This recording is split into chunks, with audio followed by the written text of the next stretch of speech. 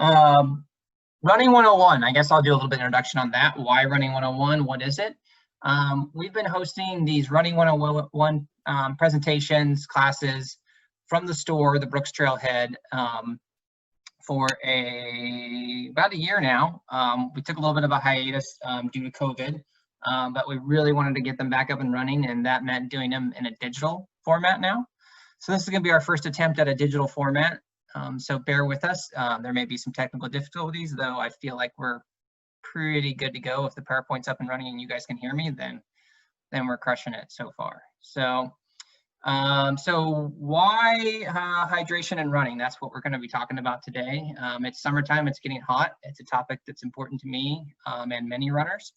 But before I get into that, I guess, who is me? Who's talking to you?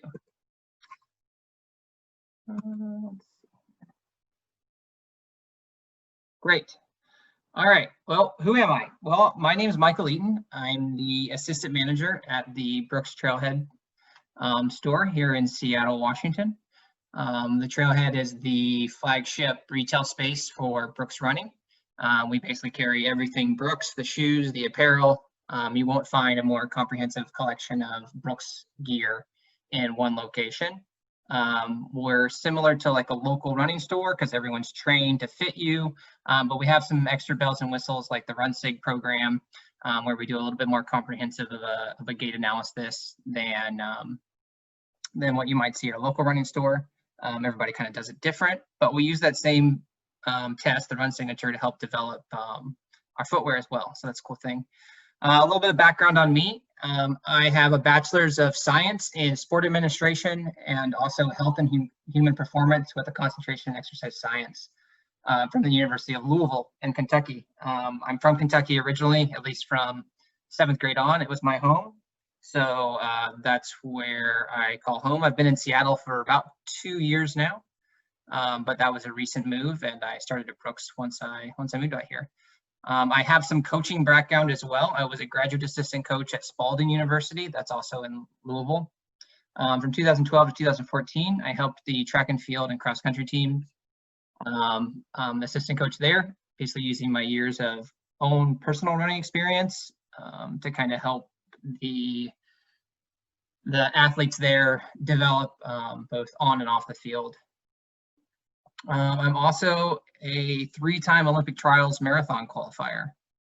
After college, I moved up to the marathon distance rather quickly, qualifying for the 2012 Olympic trials in Houston by running a half marathon qualifier that September. And then I went on to keep training, keep running post-collegiately, qualified for 2016 and the 2020 Olympic trials as well. So I've competed in 3. Houston, LA, and Atlanta, the most recent one. And then when in college, I was a 2-time All-American in the 10,000 meter. Just running wise, that personal best, just to give you an idea, of like 2:18 for the marathon, 2 hours, 18 minutes. 1:03 flat for the half and 28:41. So I've been running for a long time at a pretty competitive level.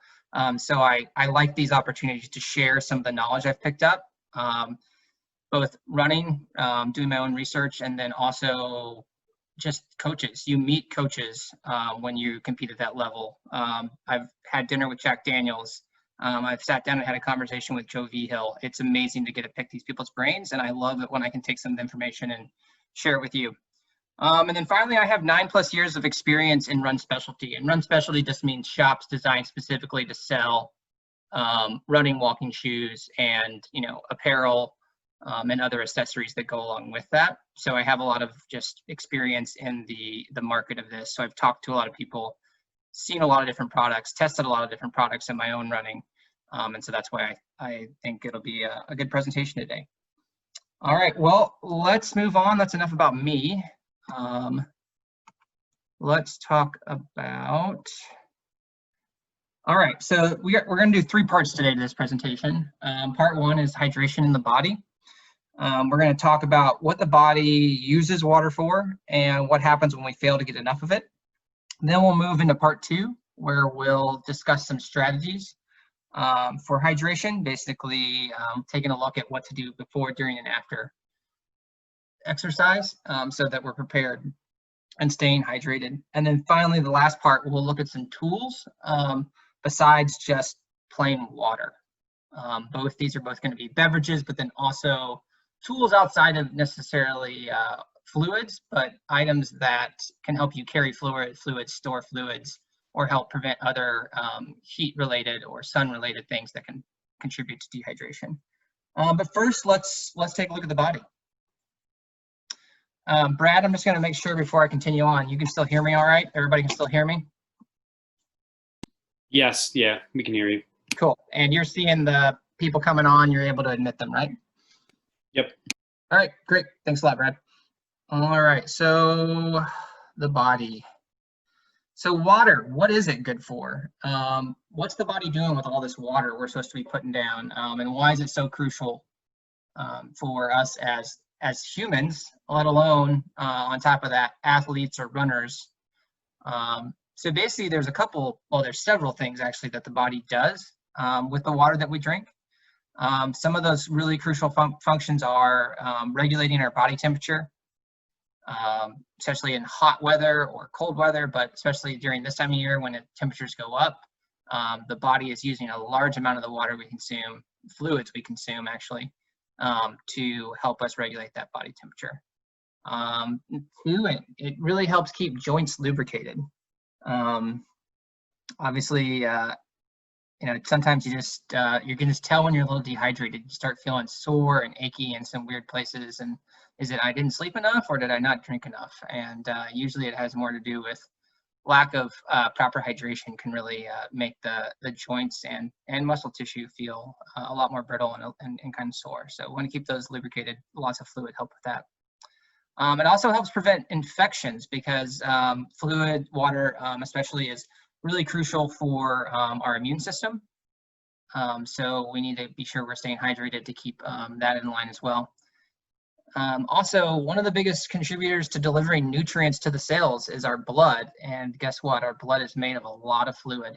The body actually takes a lot of the fluid out of our blood to sweat as well. So you can see where there'd be multiple issues there. If it's a hot day and you're out running, you need to be able to both deliver nutrients to your body, which is what your blood does, but you also have to be able to sweat, which your body pulls the water from your blood to help you sweat. So it's really crucial to hydrate because those are two systems that are really dependent on water and they're both pulling often from the same source.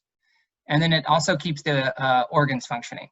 And you can definitely see that in just the way that sometimes in a really hard effort, the body will start moving blood and water away from the internal organs to function more for the parts of your body, the muscle tissue, that kind of stuff that you're using for the hard exercise.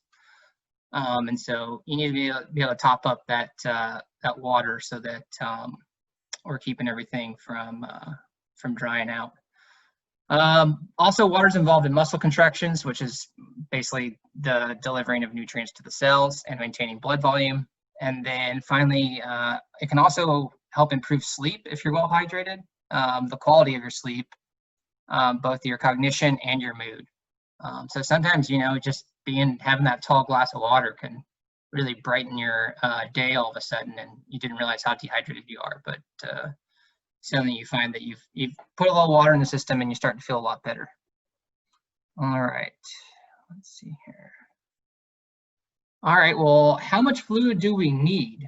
So I was doing a little research in this because, in my research, I mean, I was diving into the depths of articles and other sources I could find online, which we'll cite everything at the end of this presentation. There's a page for that. And trying to see where we sit on all this. How much fluid does the body actually need to intake each day to be adequately hydrated? And what I found kind of surprised me. The National Academies of Science, Engineering, and Medicine actually determined that adequate daily fluid intake is 15.5 cups of fluid for men and 11.5 cups of fluid for women. And that was like a hard break, like, whoa, I did not know that. you know, that next line kind of says it all. Everyone kind of thinks, well, what about those 8-ounce cups a day? That's what they tell us, right? So that must be like all we need. The next bullet there kind of tells you what it is. It's when they say 15.5 to 11.5 cups of fluid, they're taking into all sources of water that come into your body. So actually here in the States, there's been a study that shows that roughly about 20% of our fluid intake each day, or water intake each day, actually comes from the food we eat. So think of those high water content foods, watermelons, strawberries, any kind of melon really, any kind of fruit, vegetable, tends to have a pretty high water concentration. And your body actually pulls the fluid out of that, and that's part of the hydrating process as well. And just because caffeine and coffee and alcohol and alcohol can stimulate the need to go to the bathroom and be a kind of a diuretic and be cause you to urinate out some of the fluid you've taken in. They basically determined that it actually is still a net positive. The amount of water in those is not actually replaced or diluted out by the effect of the caffeine or alcohol. That being said, alcohol is not an ideal fluid to take in post-run, just because it hinders some recovery purposes that the body is trying to do right after that. So nothing wrong with a post-run beer, but always hydrate with actual fluids that aren't a diuretic beforehand. So replace the water you lost through sweat first, and then go from there. Don't crack straight into that beer right away. Have some water first. Let's see here. So what about that 8x8 cups? So basically what I found in that research is that hasn't been thrown out the window, but because we are getting so much fluid from our food and other beverages, that 8x8 is actually just water recommendation. So most healthy people are going to stay hydrated by drinking water and other fluids whenever they feel thirsty. So if your 8x8 was an achievable goal for most people, basically what they determined when they kind of come up with those numbers. So the assumption from the scientists was, if we can get people to drink that much just straight water, then they're probably going to get the rest of the stuff they need with a well-balanced diet. Emphasis on well-balanced diet, which is high in fruit and vegetables. So that'll help you stay hydrated. And then if you're drinking a little bit of coffee, tea, other kind of things as well, that'll add to your total for the day as well. But just because some people can get away with that and just drink when they feel thirsty and eat a well-rounded diet and therefore stay hydrated, other people might need more, and runners definitely need more because we're sweating much more through the vigorous activity of running. So what are some factors that affect fluid loss? What are the things that kind of cause us to become dehydrated?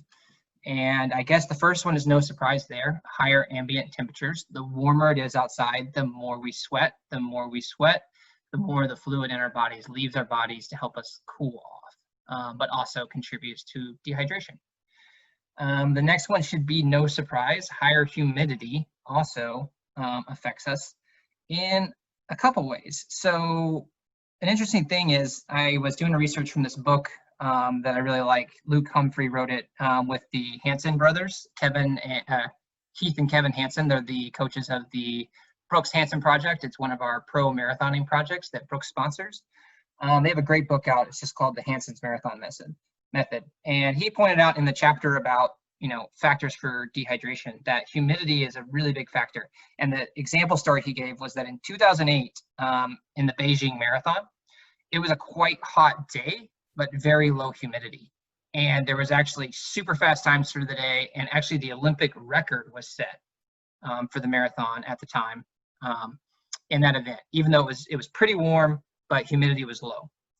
2 years prior, in Beijing, at the Beijing Marathon, not the Olympic Beijing Marathon, just the traditional Beijing Marathon, similar temperatures to that of the day of the Olympics, but humidity was much higher that day, and time suffered drastically. So it was one of those examples of, that's not a full-on like scientifically factored in study, but it's just one of those analogies where it kind of shows you that heat can play part of it, but humidity takes a big toll too. Also, something to keep in mind with humidity is that it's not just atmospheric humidity around us, but actually our own clothing can trap moisture closer to our body, and thus increase the humidity around and near our skin, which has an effect as well. And there's a way in which humidity also causes us to sweat, but also it has an effect on our perceived level of effort. And the brain, in order to counter that perception of over effort, will actually begin to generate fatigue. The brain is actually really connected to the development of fatigue. And by basically being like, I'm too humid, I'm too hot, the brain kicks in a mechanism saying, you're tired, slow down, so that you slow down and get tired so you don't overdo it in these kind of conditions. The next one is body surface area. And I don't know if a lot of people think about this one, but the bigger runner, I'm 6'3", 150 pounds, 160 right now. I'm doing a lot of trail running and not as much speed work.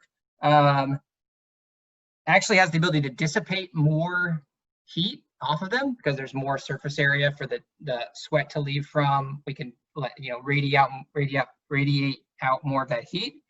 But on the flip side, that increased surface area basically means I also catch more sunlight and catch more heat. So most of the time, people with a larger body mass tend to heat up faster than people who are lighter than them, and also tend to be more sweaty. And so they tend to burn through their hydration stores faster and sooner than people who have less body mass. The next one, the condition of the athlete. And this shouldn't be any surprise. We all know that running is easier when we are in shape. When we've done the training, put in the effort, running becomes easier. But one of the reasons it becomes easier is that our body actually adapts to heat and humidity when we're training in it. So if we're only running 1 day a week, or we haven't been running at all, and then it's the middle of the summer and we decide to start training, we're going to struggle more than our friend who's been training all summer long in the heat, because their body has adapted and adjusted.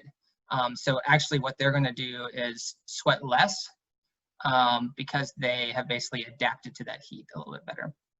And then the last one is the original state of hydration. So no surprise here, if you start the run dehydrated, you're going to dehydrate more, and it's hard to come back from a deficit.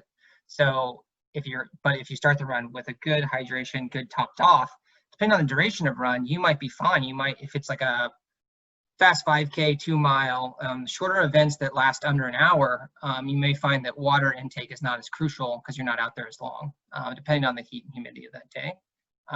But if you come into a race dehydrated, it doesn't matter how short it is, it's probably going to have a pretty negative effect on you if you're dehydrated, because of the effects it can have on muscle contraction and that kind of stuff as well. All right, let's see here. Next slide. All right, well, what are the signs of dehydration? How do you even know if you're dehydrated? I mean, is it just I'm thirsty? Well, that's one of them. A general sign and symptom of that is mild to excessive thirst. So mild thirst means that you're already starting to get a little dehydrated. If you're excessively thirsty, you're well into it, and you definitely need to start drinking right away. Another one is fatigue. Like I said, when the body begins to get dehydrated, it kind of sets off these alarm bells in the brain, and the brain is basically like, hey, I need that fluid for blood. I need it to regulate this. I need it for so many things, and you're burning it all away out here exercising. So you know what? I'm going to just let off a little fatigue warning that kind of is telling your body you're tired. And basically what it is just a mechanism to kind of help us survive. I'm sure way back in the day, our ancestors had it as an evolutionary trait that was really helpful for survival. But for now, we use it as it actually is one of the ways we pace in races and that kind of stuff. Is the mind subconsciously, we're not thinking about it, can have an effect on that when it comes to fatigue. Another example, headache, dry mouth, little to no urination, muscle weakness. Again, if there's not water there to help with the transfer of the needed minerals, basically electrolytes, between the different parts of the muscle, then contractions become weaker, and thus our ability to push off and land, like basically the muscle contractions that get us through the running motion become weaker. And we can't recruit as many muscle fibers, so our muscles become weaker. and then dizziness and lightheadedness. And these are all just general signs and symptoms. If you get these while on a run, back off a little bit, find some water, find some shade. But as long as you can get some water in you, you're probably going to be okay. Obviously, don't push it in this kind of situation. I would cut the run short. But the next set of signs are severe dehydration, and they need to be treated immediately. So end your run, get home, call somebody if you're out farther from home than you can get back to. And these are things like lethargy and unconsciousness, sunken eyes, pink skin that doesn't go back, that goes back very slowly. So you like pinch it and it doesn't like come back to its like normal color super fast. That means the blood isn't returning to it as quickly, which means your blood volume has probably dropped pretty low because you've sweated out most of your moisture. And you're unable to drink, or basically you're drinking very poorly because your motor skills are off because of your severe level of dehydration. So severe dehydration is life-threatening, and you should definitely cease any activity and find shade, rest, get home, get help. But don't push it to this level.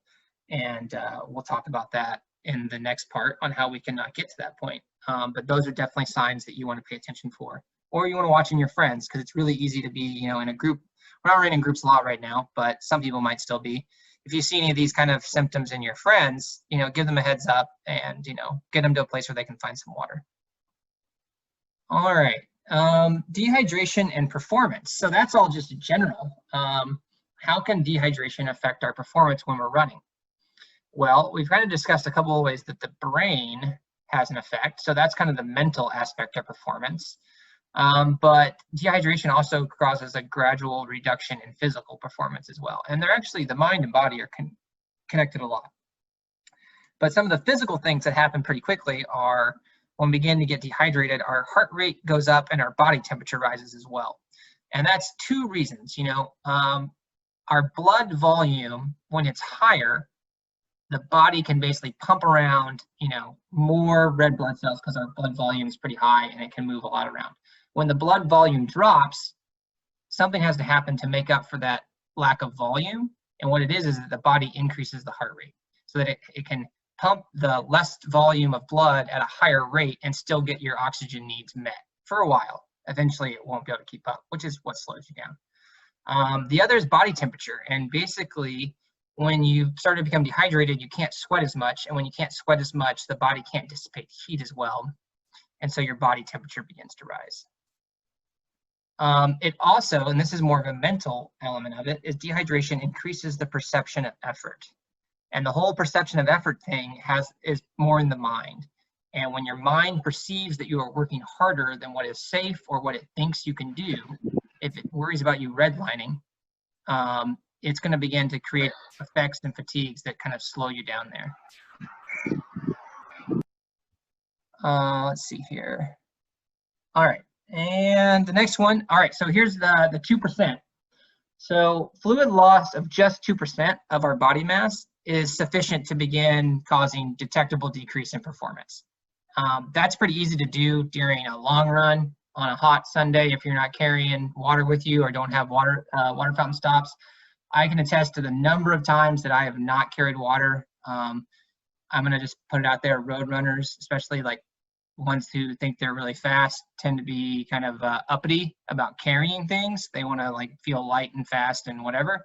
So we tend to scoff at carrying bottles, but I tell you what, long runs in my home state of Kentucky during the summer when it's 80, 90 degrees and 100% humidity, you may start feeling good, but by the end of the run, you're coming in crawling and you see a big drop off in performance. And that is directly related to dehydration.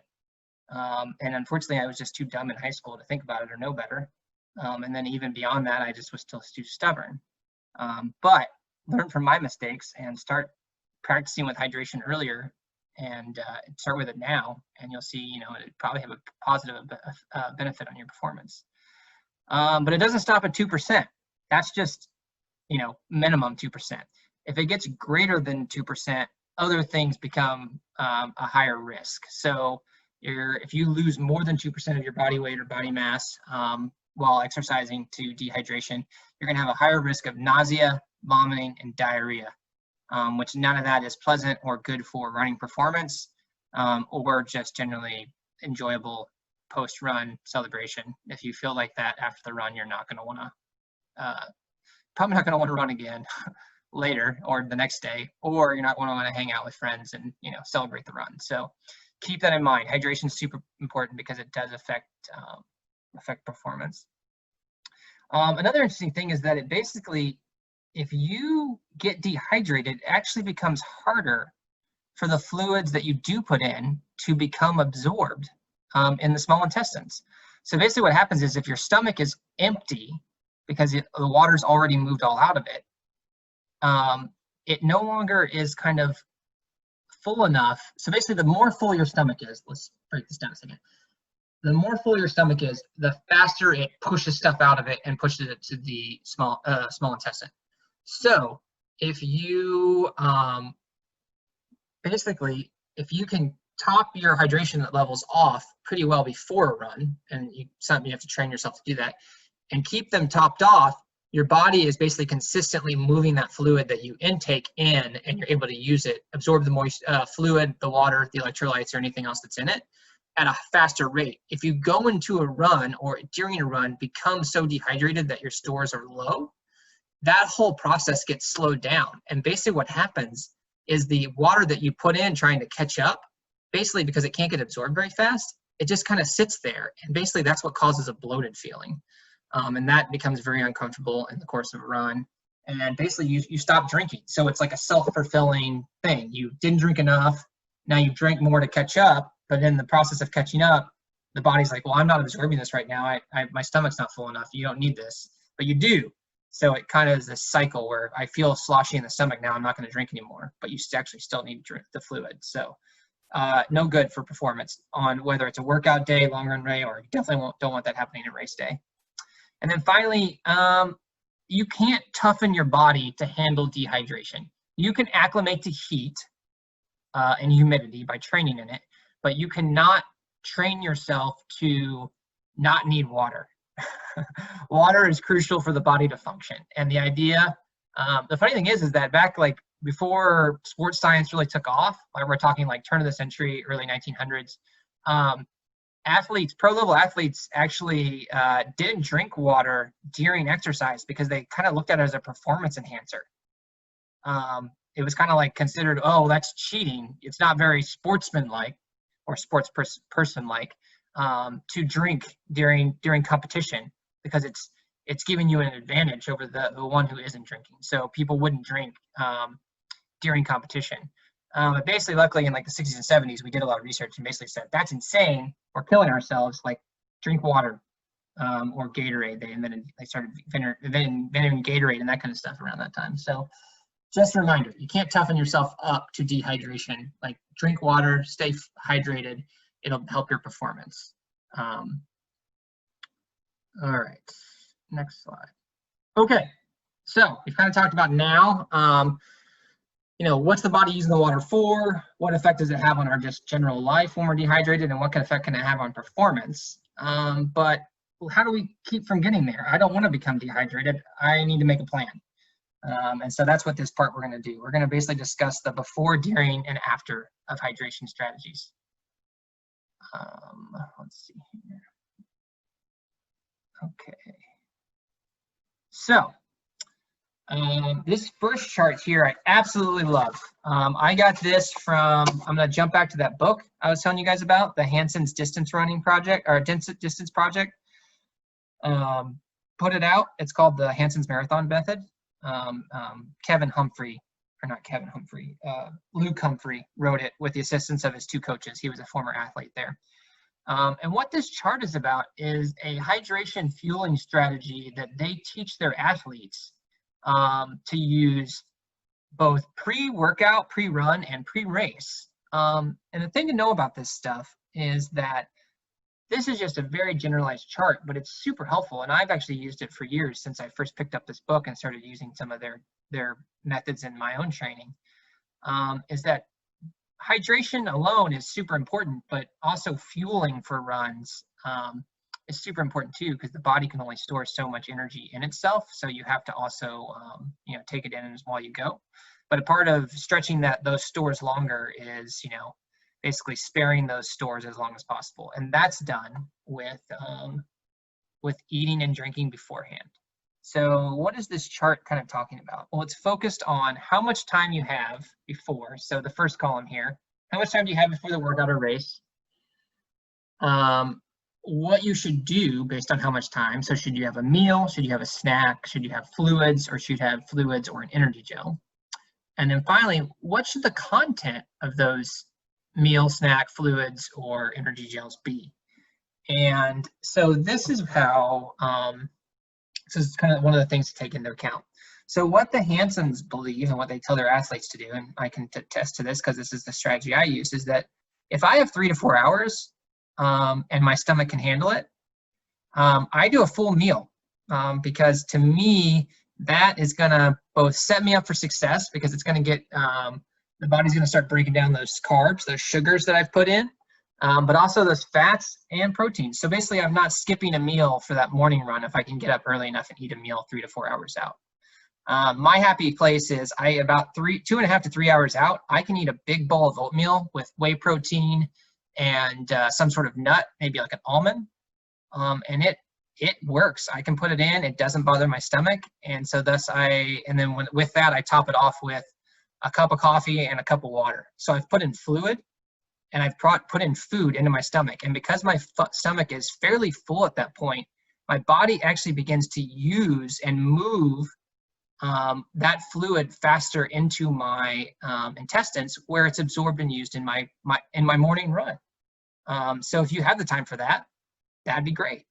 But sometimes you can't because you got to get to work early, or you're in a hurry, or you just don't have time for a meal, or maybe you're just not a breakfast person, or you don't run in the morning, you run in the evening. But maybe you got 2 hours. So at that point, they're telling you to do a snack.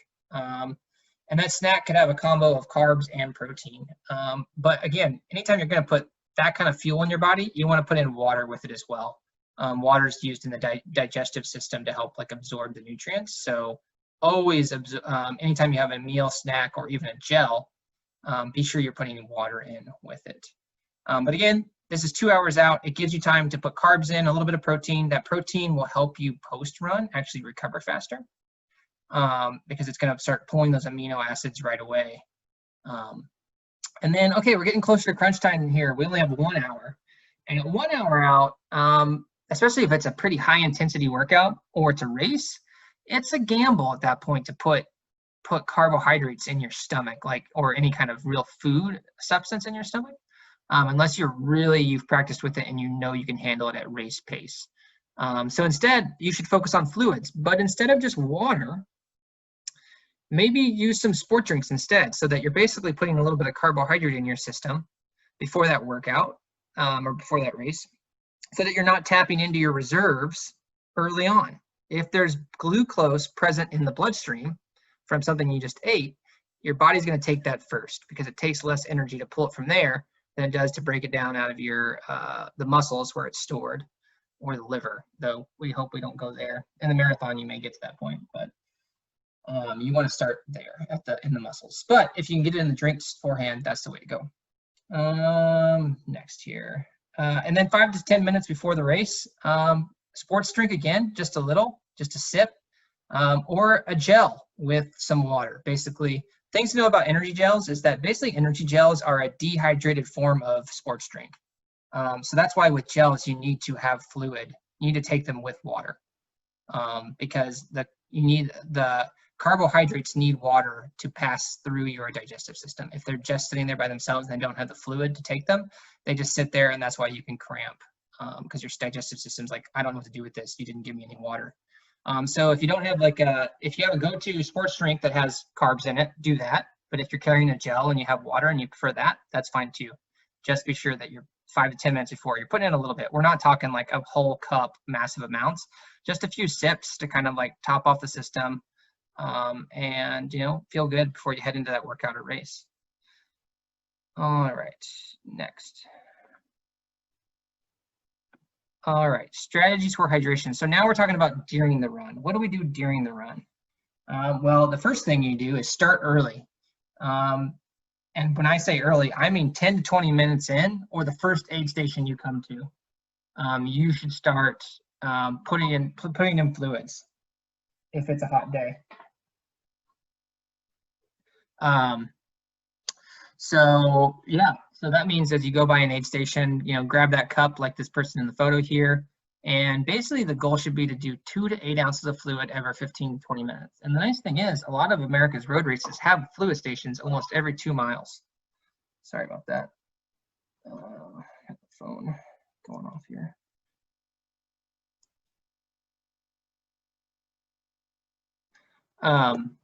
So yeah, but how do you know what 2 to 8 ounces are? I mean, you grab that cup, you spill half of it out. Use the gulp test. So basically, 1 gulp is roughly 1 ounce. So aim for 4 to 6 gulps, and you've probably covered it. I would definitely recommend not overdoing it. If you like to walk through aid stations and take your time, that's fine. But get down a cup and then move on. If you're doing multiple cups per aid station, basically you may overdo it. Especially if you're out there for over 4 hours, you can actually deplete your or basically overly dilute your blood by taking in too much water and not enough electrolytes. So basically you dilute it to the point where the body's like, hey, where'd my electrolytes go? That's rare, but it does happen in endurance events where electrolytes aren't added to the water. If you forget to bring tabs or you're just drinking straight water and not a sports drink. And then plan ahead and test things before race day. Never just, the day of decide you're going to use the new watermelon bubblegum goo flavor that you've never tasted to see how it works in your stomach. Oh, this cool race we're going to has this awesome new sports drink that's sponsoring them. We should try that. Nope. If you haven't tried it in practice, don't try it in a race. My favorite thing to do if I'm going to a race where they're not going to let me have elite tables where I can put out my own fluids is a couple months out before the race, look at the race website and find what stuff will be on course. So if it's going to be Gatorade Endurance formula like they do in Boston, buy that and test it and see if it works. Or if they say they're going to have Cliff blocks out on the race course, buy those, test those out. Get the exact flavor though, because different dyes, different sugar contents, caffeine, no caffeine, all those could have a different effect on your system. So definitely pay attention to that. Let's see, were there any other notes I had for that? Oh, so one of the reasons we should start drinking early when we're in exercise, race, or just like a regular run is that it's easier to drink more early. And also, if you keep your stores up, basically you have faster gastric emptying, like I had said before. And basically what that happens then is that you have a more rapid absorption of the water, electrolytes, and carbohydrates that you're putting in with your sports drink or your gels, which means you stay hydrated longer. What can happen is that basically, like I described earlier, is that if you don't do that and the stomach basically becomes fairly empty, the whole process slows down, and then it becomes harder to absorb those things over time. And in endurance events longer, like the marathon, that can really affect, your performance in the long haul. Okay. All right, what about after the run? Well, I'm already done running. Give me that beer, I don't care. But that's not quite right. It's actually super crucial to continue hydrating after the run because that's when your body's trying to basically make up for all the work you just did. So the initial 15 to 30 minutes following exercise is actually the most important for both rehydration and just recovery in general. This has been a soapbox of mine since high school. Like my dad basically taught me this early, and I had coaches that beat it into me, and so it was just a really important thing is that 15 to 30 minutes after exercise, you need to be focusing on rehydration and recovery. So basically, what does that mean? Well, if you have a scale, every pound of body weight you've lost, you should be replenishing 2.5 cups of water. So basically a pound is 16 ounces, so 2 8-ounce cups. And then why a little extra? Because when you finish running, you actually continue to sweat and perspirate. So you're actually losing more than what you just initially lost in the run. So that 0.5 on there adds a little bit extra to kind of make up for the fact that you're still losing fluid through sweat and breathing faster than you're putting it in. You also need to plan ahead, just like all these phases. It seems like plan ahead, plan out how far you want to eat, when you need to eat, and all that kind of stuff. Basically, by planning ahead, that means you either, if you drive to where you run, you either need to take water with you. If you drive to where you're running, so you go to a track to do a workout, take your recovery water with you. So if it's just plain old water with some electrolytes, that's a great start. It's better than nothing. But really what is best recommended, and what I talk about in this next one, is fluid with 50 to 100 grams of carbohydrate after the workout really actually helps speed up recovery, because you can immediately both put in the fluid you lost, but then also carbohydrate is what you were most likely using during a workout, if it was a high intensity workout. And you need to replace that as well so that your body can use that to like refuel. So some examples of some great post-run beverages to drink besides just water would be orange juice. It's both high in sugar and it's high glycemic index, which means your body can absorb it more quickly. So it's a great way to basically recharge and get that glycogen back to the muscles right away. If we don't get it back to the muscles right away, the muscles actually begin to cannibalize themselves and use the protein for a fuel source. So we want to get them carbs. And then my go-to run smoothie, if I'm not thinking super fancy, I just want to throw something in a blender real quick to have it. So when I'm done, is I use 1 cup orange juice, 1 banana, and 1 scoop whey protein. This is not a fancy Instagram-worthy smoothie. Don't take a photo of this and show it to your friends because they won't care. But it does have a pretty good carb to protein ratio. I think it comes out as like 3 to 1 or 4 to 1, which is about what you want when you're trying to get both the fueling and hydration back. So I'll drink that, so I'm getting my carbs back, a little bit of protein for muscle recovery, and then also I'll maybe have my water bottle with me as well and start to put water in right away. All right, next. Okay, so, looking at my time. I'm gonna get through this real quick. So how much water should you be drinking while you run? The great way to do that is to do a sweat test. And sweat tests have been used for a long time to basically determine how much we're sweating out. So then to determine how much we need to put in while we're doing that to basically counteract it. So the first thing you can do is weigh yourself with minimal clothing on. Naked works. And ideally your bladder would be fairly empty. And then go run for an hour at your desired pace. So basically the pace you run at, the sweat rate you're going to get out of this is going to be determined by both the temperature of the day, the conditions you're running in, but also the pace you're running at, because higher physical output creates more sweat, you dehydrate more. So if you're trying to figure out how much you should be drinking in a race situation, this actually needs to be an hour-long run at race pace. The next thing you do after you've done your run at desired pace to figure out what rate you're sweating at, you're going to weigh yourself after the session, again in minimal clothing, and wipe off all the excess sweat with a towel. Then basically you're going to subtract your pre-run weight, subtract that weight from your pre-run weight and convert it to ounces. So 1 pound, 60 ounces. Then add the number of however many, so if you drank during the run, add that back in. So as an example, if you lost a pound, but also drank 16 ounces of fluid, your actual total loss was 32 ounces. So if you went an hour run, you lost 32 ounces. Now what you would do is basically divide that number by 4, and that gives you roughly what you should try to be drinking every 15 minutes in your run. I went over that really quick, so at the end, if anybody has questions, we can definitely come back to that. Sorry. All right, tools for hydrating. So this is the last part, and this is pretty quick. So first thing, why was I talking so much about carbohydrates and proteins? I thought this was a conversation on hydration. Well, it is, but you can't neglect certain elements that we definitely know is good science and could help you out. So let's talk about sports drinks and why they might be more beneficial depending on the situation. So in my perusing for information on this in the internet and on some of the books that I read through, what we found is that water is a great rehydrating tool for low intensity, short exercise. walks, an easy bike ride with a friend, stuff where you're not getting too intense and it's not very long. So drink water then, you'd be fine. But what we found is that in high intensity exercise situations like running or endurance activities like marathons, ultra marathons, long run, sports drink becomes a better alternative for hydration because it provides basically two things.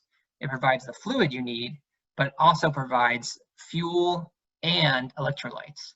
So what are some benefits? The first is better hydration. So what we found is that fluids that actually are more similar in osmolarity as blood absorb more quickly. So your blood isn't just like water, it's got minerals and electrolytes and that kind of stuff in it as well.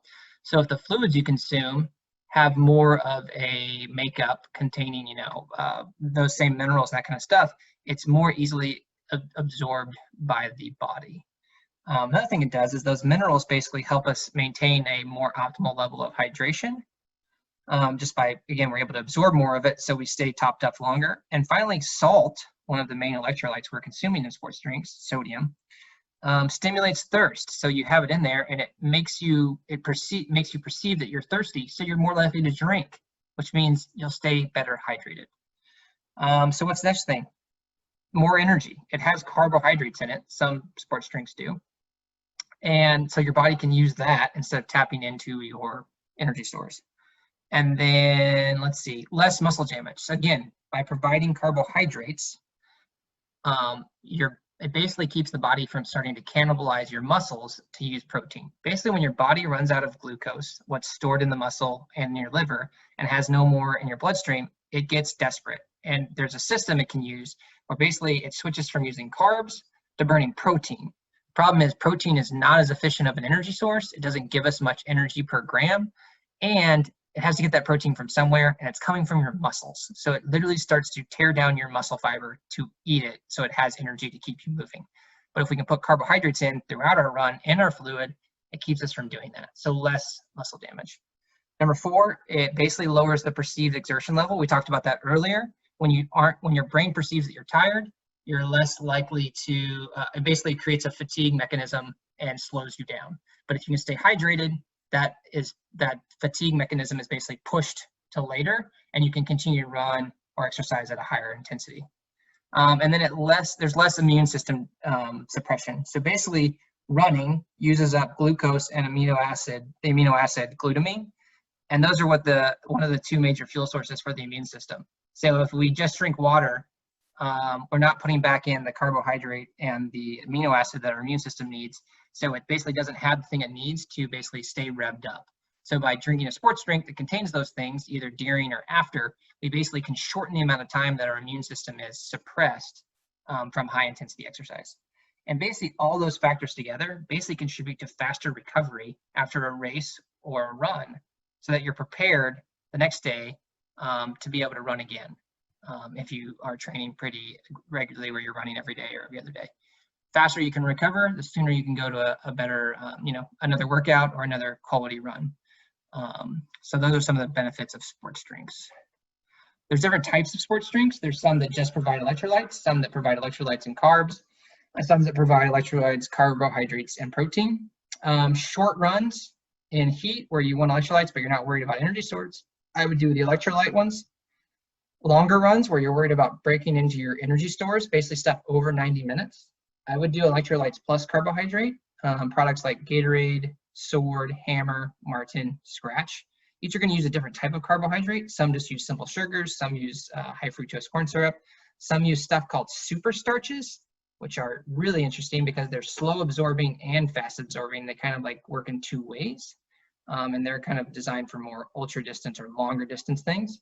And then finally, the ones that contain electrolytes, carbs, and protein are more focused on recovery and basically replenishing your fluid level, your glycogen level, and adding protein to recover the muscle damage, all in one beverage. It's a great like two birds, one stone, or in this case, 3 birds. We're getting electrolytes, carbs, and protein, so we're helping recovery and rehydrate all in one beverage. So chocolate milk, UCAN, energy plus protein, and Gatorade makes one too called Gatorade Recover. It's kind of like a milkshake. Oh, this is a really cool chart. It basically just goes over a bunch of different sports brands, and I'll actually put this up somewhere on either our page, or I'll send it out in an email where you guys can take a look at this. I don't have time to go through it all, but basically it has like all of these major sports brands, like sports drink brands, and a breakdown of their electrolytes, the amount of carbs they have, the amount of proteins they have, their major source of carbohydrate. Is it sucrose? Is it high fructose corn syrup? Is it multidextrin?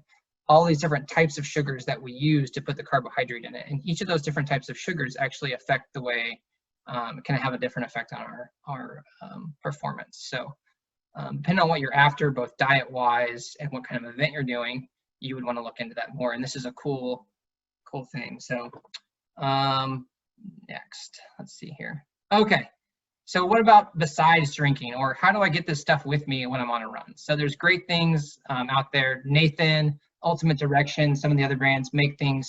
Handhelds is one of them. You've probably seen people running around carrying a bottle with a little strap. That definitely is one of the ways that we see a lot of people doing this time of year. If it's a shorter run, you don't have to carry a ton of fluid, but you still want to have some. Handhelds are great. They usually have a pocket for a key, a phone, depending on how big it is.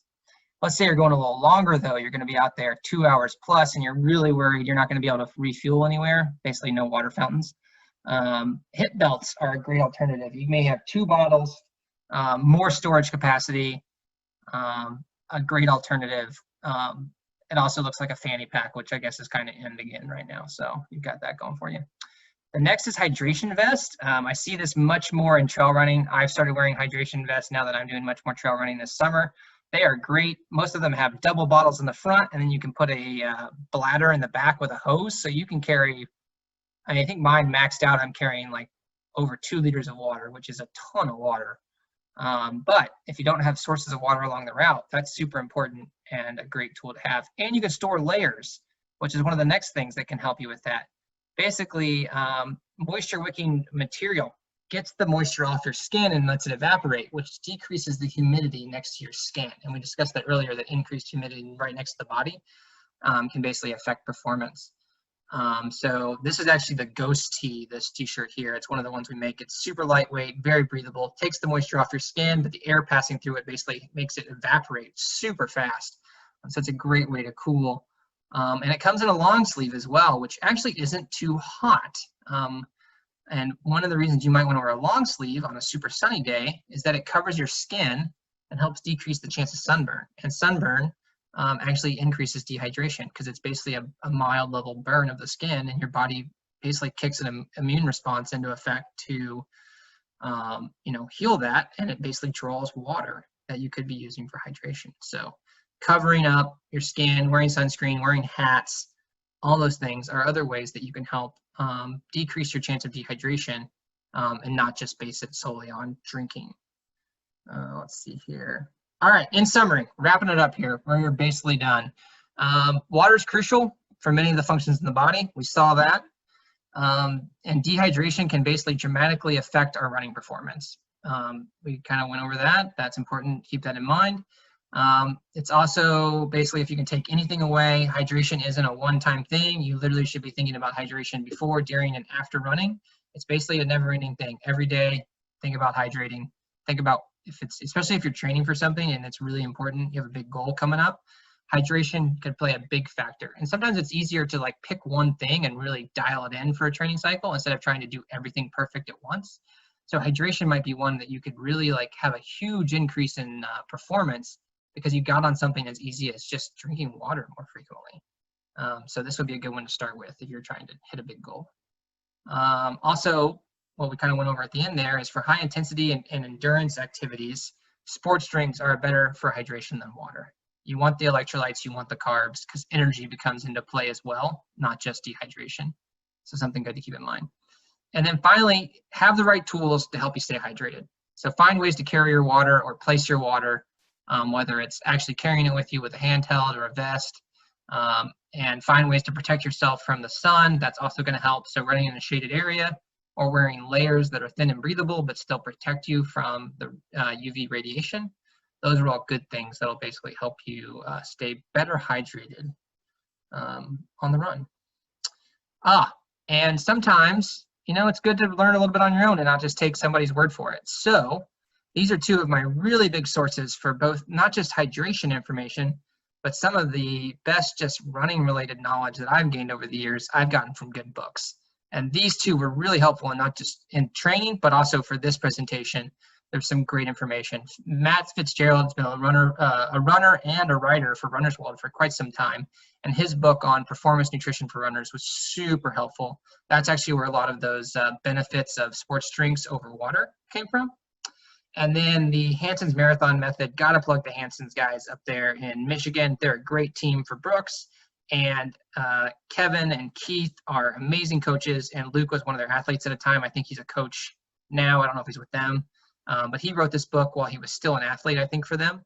Talks about their training. So it gives you the insight on like how to actually train for a marathon. But on top of that, it gives you strategies for fueling, hydration, strength and conditioning. It's a great piece for anybody who maybe is thinking about doing their first marathon, or maybe not their first marathon, but somebody who wants to basically try to get a BQ or run a new PR. This is a great book for that.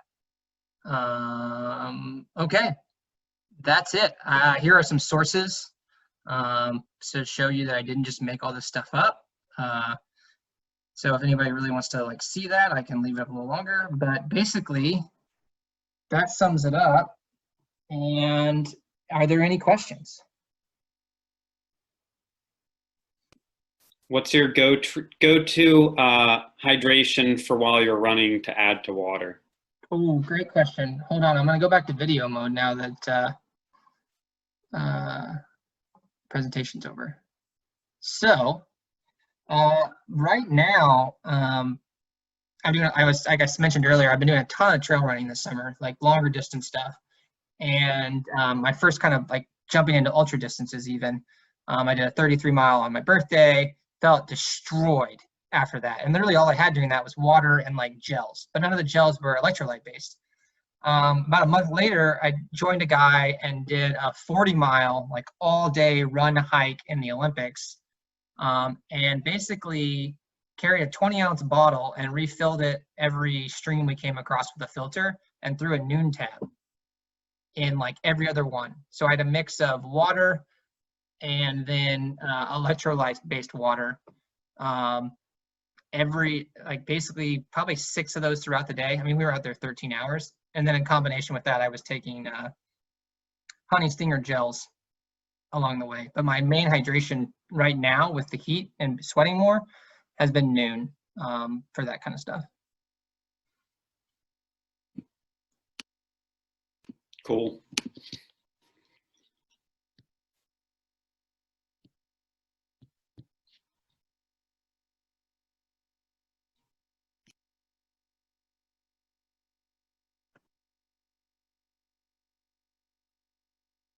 I want to make sure nobody's actually like muted and not able to unmute. But all right, I'm going to go through and click ask to unmute on everybody just in case I have muted you permanently and for some reason you can't talk. So I guess if you respond to that, it knows.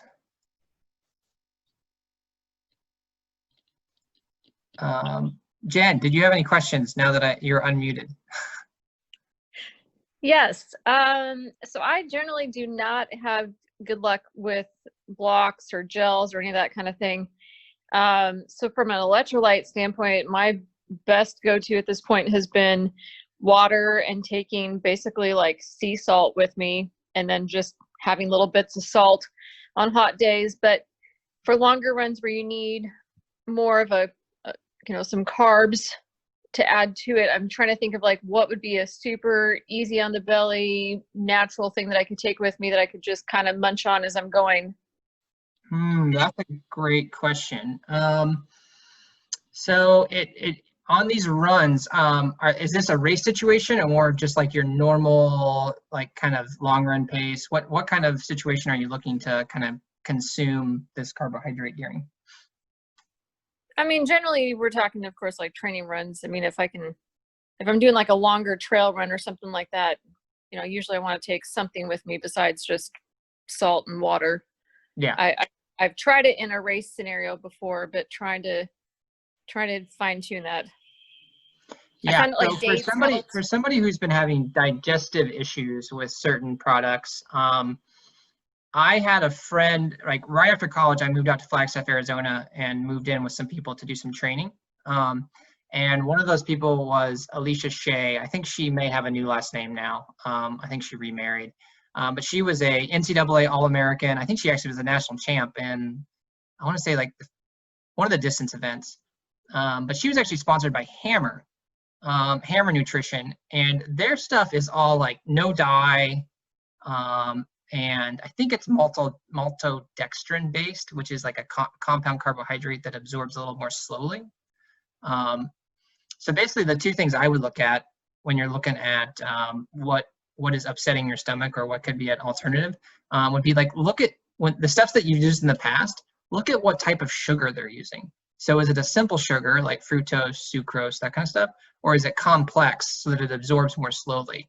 I know the Hammer stuff for me like wrecked me, like because it was a slow absorbing complex carbohydrate, whereas simple sugars like fructose, sucrose that come in like honey tend to be more quickly absorbed, but they also, for some reason, for me, were more gentle in my stomach. But everybody's different, so like trial and error is a lot of that. Thanks, that helps. I definitely have pinpointed I cannot do any of the fake sugars at all, which is in a lot of them. Yeah. And definitely not like dyes or artificial things. So the more natural it is, it seems to be easier. The other thing that someone was telling me to try that I haven't yet, and I don't know a lot of people that are using it, is maple syrup. Yeah, I've heard maple syrup, honey.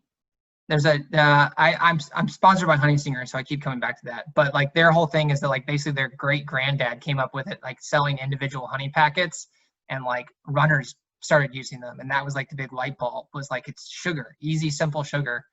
But we're talking like organic honey, natural honey, stuff that's not, because sometimes you go to the store and the honey is just as bad as, you know, high fructose corn syrup. It actually is high fructose corn syrup. So make sure you're getting it from like a good local source, or at least the label's saying that it's pure honey, not check the ingredients.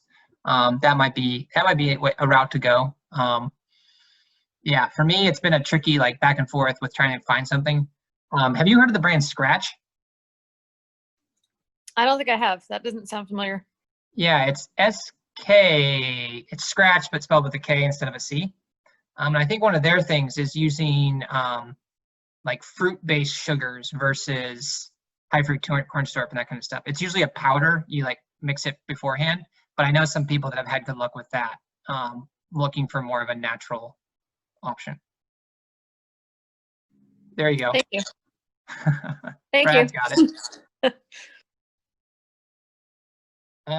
Cool. Well, I've kept you guys like 15 minutes past. So if there's not any more questions, I'll let you guys go.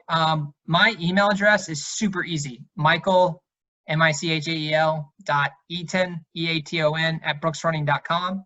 So if you have any questions, reach out to me. If you don't want to ask them over the thing, because it's whatever, I don't care. Email me.